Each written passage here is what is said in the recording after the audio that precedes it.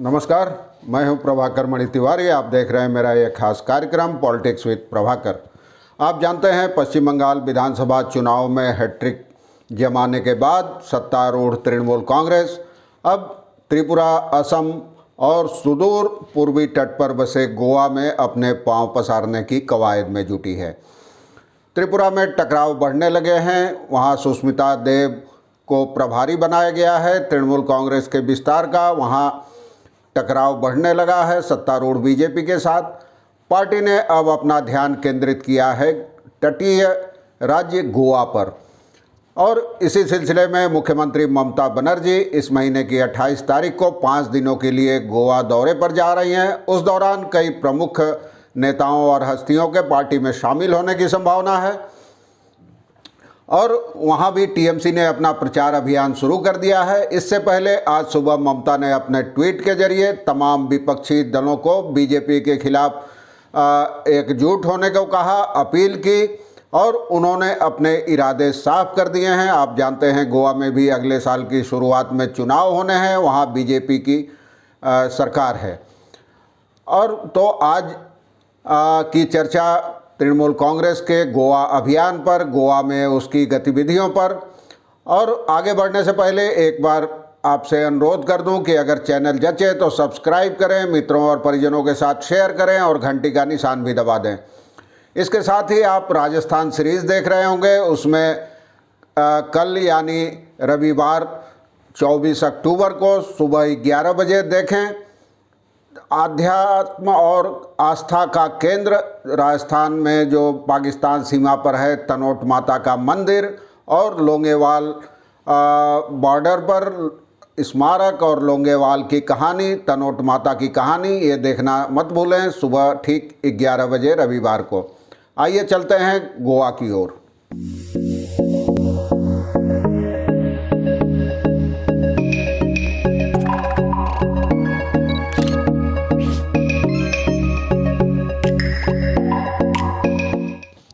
जैसा कि मैंने बताया कि तृणमूल कांग्रेस अब दूसरे राज्यों में पांव पसारने की कवायद में जुटी है। गोवा कांग्रेस के कई नेताओं के पार्टी में शामिल होने के बाद अब मुख्यमंत्री और पार्टी प्रमुख ममता बनर्जी 28 अक्टूबर को गोवा दौरे पर जाएंगी। वे वहां पार्टी के नेताओं के साथ बैठक करेंगी और पार्टी के विस्तार की रणनीति बनाएंगी। हाल में कहें तो बीते सप्ताह ही पार्टी ने गोवा में अपना दफ्तर भी खोला है।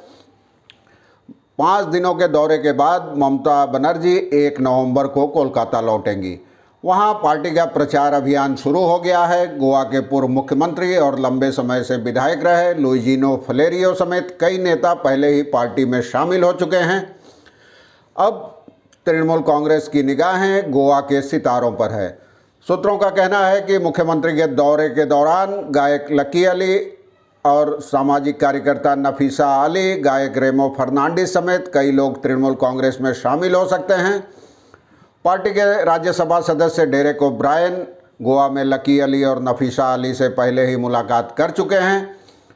40 सदस्यीय गोवा विधानसभा के चुनाव अगले साल की शुरुआत में है, और मुख्यमंत्री ममता बनर्जी का यह पहला गोवा दौरा होगा। और उससे पहले उन्होंने बीजेपी के खिलाफ लड़ाई के लिए विपक्षी दलों के समर्थन से आप बीजेपी के खिलाफ लड़ाई में विपक्षी दलों से समर्थन की अपील करते हुए आज लगातार 2 ट्वीट किए। उन्होंने अपने ट्वीट में कहा कि बीजेपी विरोधी सभी पार्टियों का एकजुट होना जरूरी है।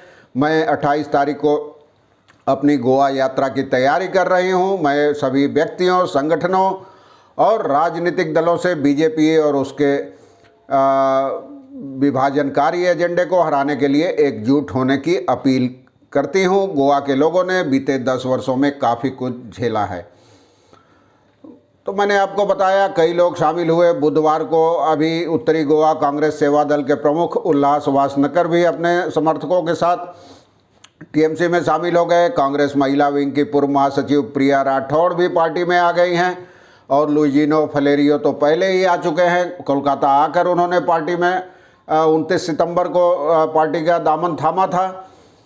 इस मौके पर फलेरियो ने विभाजनकारी और फांसीवादी ताकतों के खिलाफ लड़ने की बात कही थी, और ममता बनर्जी की भी उन्होंने सराहना की थी। और शिवसेना के प्रखंड अध्यक्ष विनोद बोरकर भी पार्टी में शामिल हो गए हैं। पणजी में पार्टी का कार्यालय खुला, उसी दिन बोरकर कई दूसरे समर्थकों के साथ पार्टी में शामिल हुए।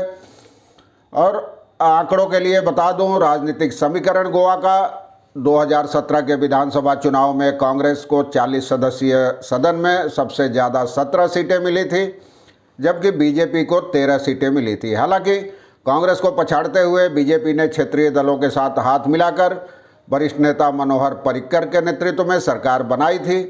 इस बार आम आदमी पार्टी के साथ शिवसेना और टीएमसी भी वहां चुनाव लड़ने का ऐलान कर चुकी है। इसी वजह से टीएमसी वहां अपने विस्तार की कवायद में जुटी है और वहाँ कई लोग शामिल होने वाले हैं सितारे, जिनमें नफीसा अली है, वो कोलकाता में जन्मी है, दक्षिण कोलकाता में चुनाव भी लड़ चुकी है। 2004 के लोकसभा चुनाव में कांग्रेस उम्मीदवार के तौर पर मैदान में उतरी थी ममता बनर्जी के खिलाफ। वही नफीसा अब ममता को शेरनी कहकर संबोधित कर रही हैं। आप जानते हैं राजनीति में न दोस्ती अस्थायी होती है, न दुश्मनी अस्थायी होती है। और गोवा फॉरवर्ड पार्टी ने भी तृणमूल कांग्रेस के साथ तालमेल की इच्छा जताई है। पार्टी के नेता पहले ही ममता बनर्जी की तारीफ कर चुके हैं। अगर इन दोनों पार्टियों का गठबंधन होता है तो गोवा चुनाव में तृणमूल कांग्रेस भी बीजेपी और कांग्रेस के लिए एक बड़ा सरदर्द साबित हो सकती है। और तृणमूल कांग्रेस और ममता बनर्जी दरअसल इस बार पूरे देश में लोकसभा चुनाव से पहले खुद को वैकल्पिक पार्टी और वैकल्पिक चेहरे के तौर पर पेश करने की कवायद में है। इसीलिए उन्होंने उन राज्यों को चुना है जहां पहले चुनाव होने हैं। इनमें गोवा है, यूपी है और ममता के दौरे के दौरान राजनीतिक गतिविधियां सरगर्म होने का अंदेशा है। वहां और कई लोगों के पार्टी में शामिल होने का अंदेशा है। ममता के गोवा दौरे में क्या होता है ये भी मैं आपको बताता रहूँगा। आज के लिए बस इतना ही। धन्यवाद, नमस्कार। और हाँ, कल मेरा राजस्थान सीरीज और तनोट माता मंदिर का वीडियो देखना मत भूलें। एक बार फिर आपको धन्यवाद।